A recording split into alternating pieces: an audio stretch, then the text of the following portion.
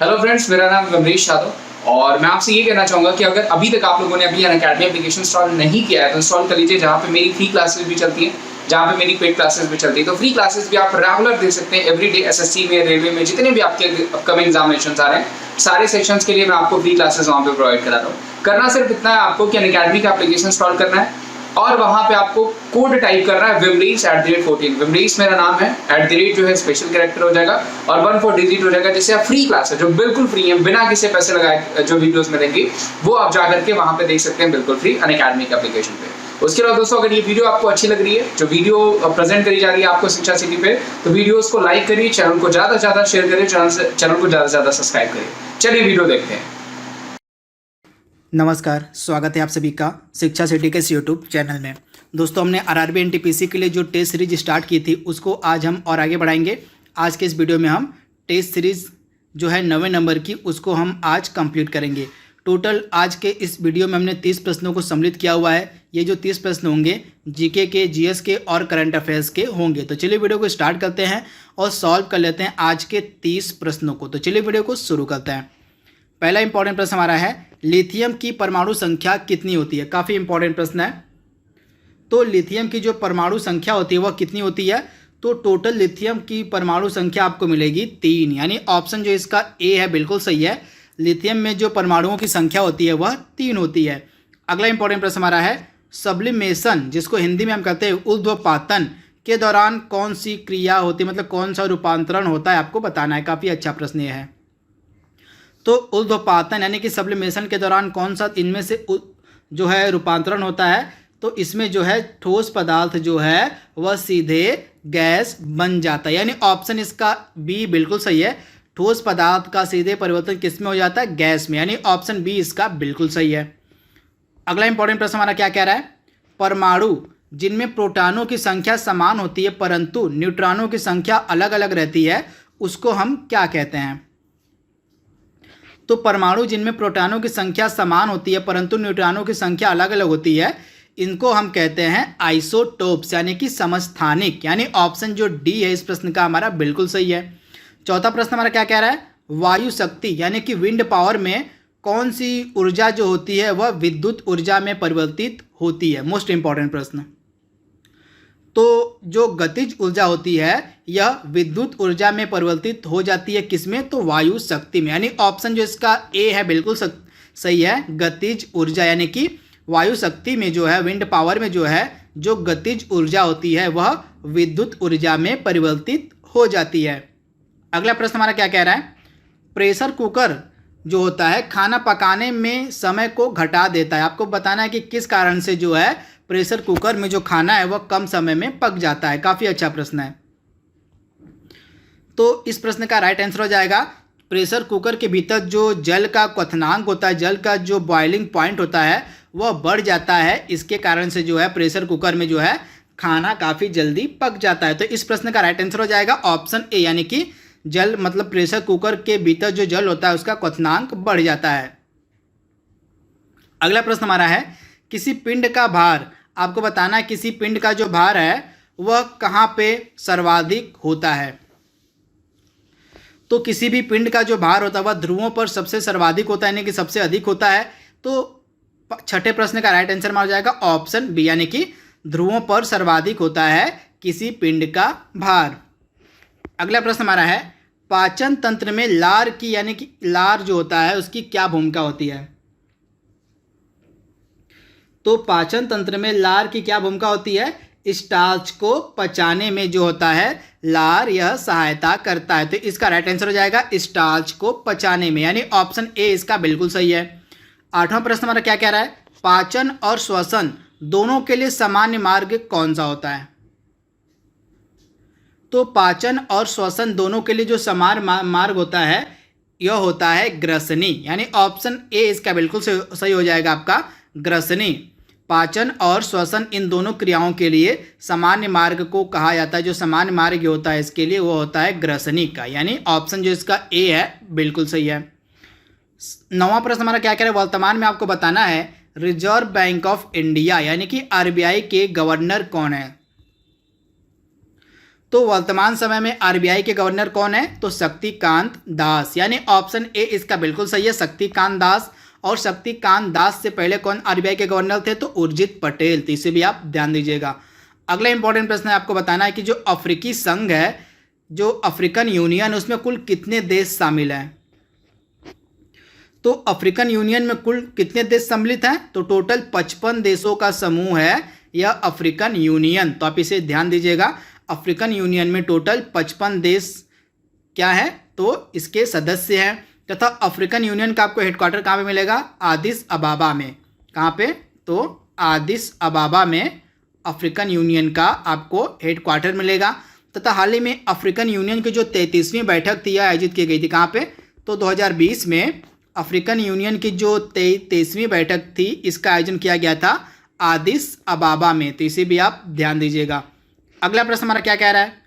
निम्न में से किस कंपनी ने फ्लिपकार्ट का अधिग्रहण किया हुआ है? मोस्ट इंपॉर्टेंट प्रश्न। तो इनमें से कौन सी कंपनी है जिसके द्वारा फ्लिपकार्ट का अधिग्रहण कर दिया गया है? तो वॉलमार्ट ने फ्लिपकार्ट को खरीद लिया, यानी ऑप्शन जो इसका बी बिल्कुल सही है। तथा ये जो फ्लिपकार्ट कंपनी थी, इसके संस्थापक कौन थे? तो फ्लिपकार्ट की जो स्थापना थी, दो लोगों ने मिलकर की थी, सचिन बंसल और बिन्नी बंसल। ये नाम आप याद दिखेगा, सचिन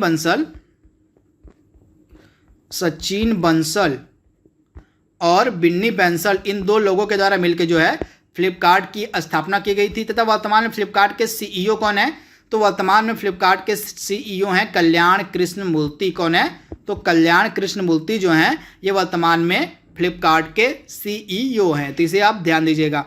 आपको बताना है कि जो हमारा लाइफ इंश्योरेंस कॉरपोरेशन है, यानी कि भारतीय जीवन बीमा निगम जो है, इसने किस कंपनी में 51% की हिस्सेदारी हाल ही में खरीद ली है?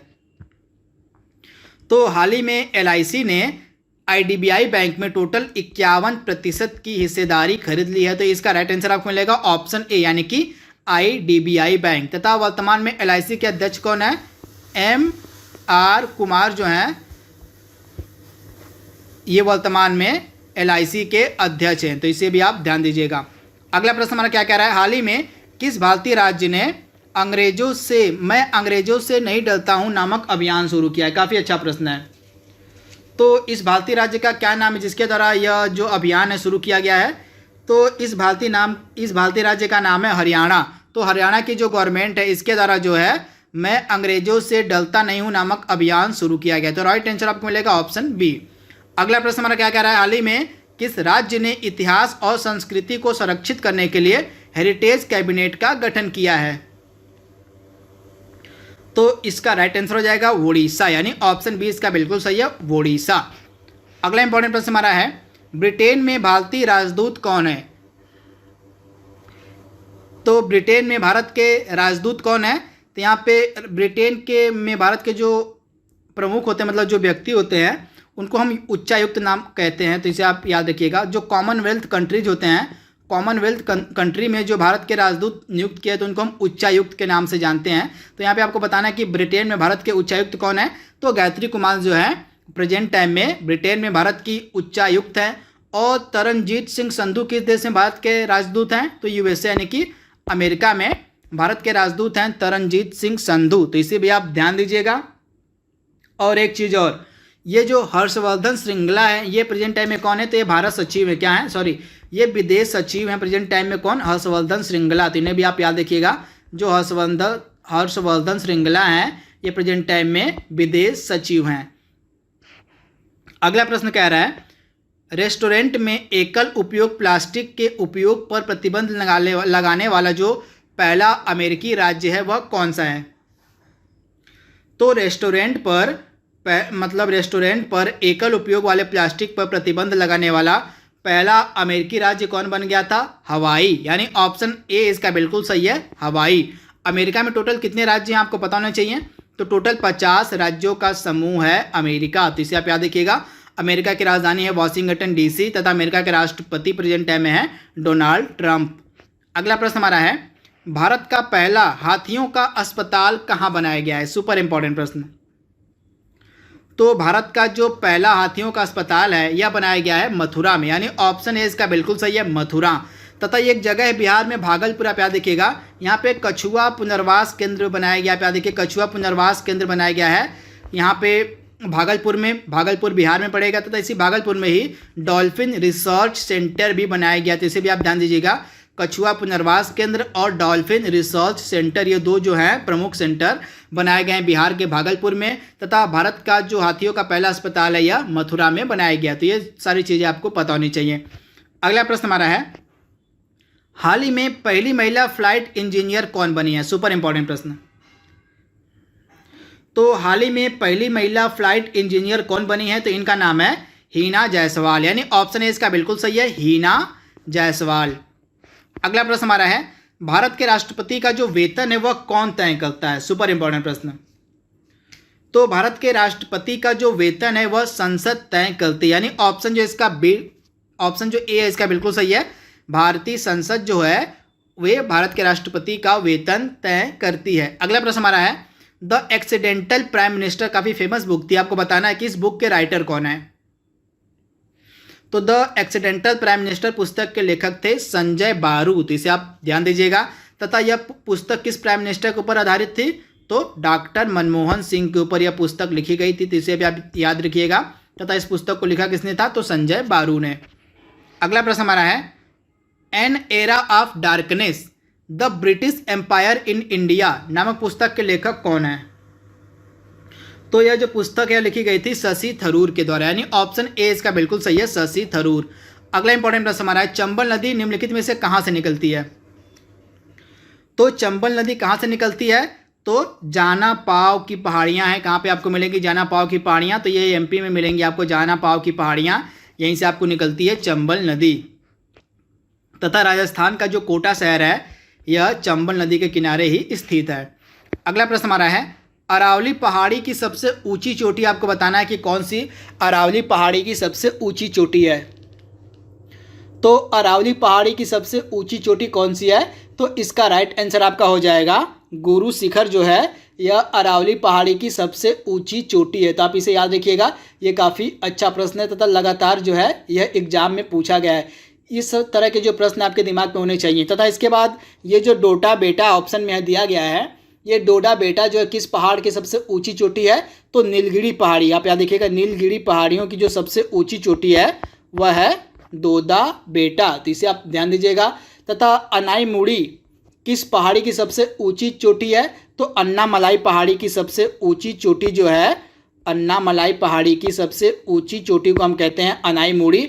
तथा यह जो अनाईमुड़ी है दक्षिण भारत की जो है, दक्षिण भारत की सबसे ऊंची चोटी है, तो इसे आप ध्यान दीजिएगा।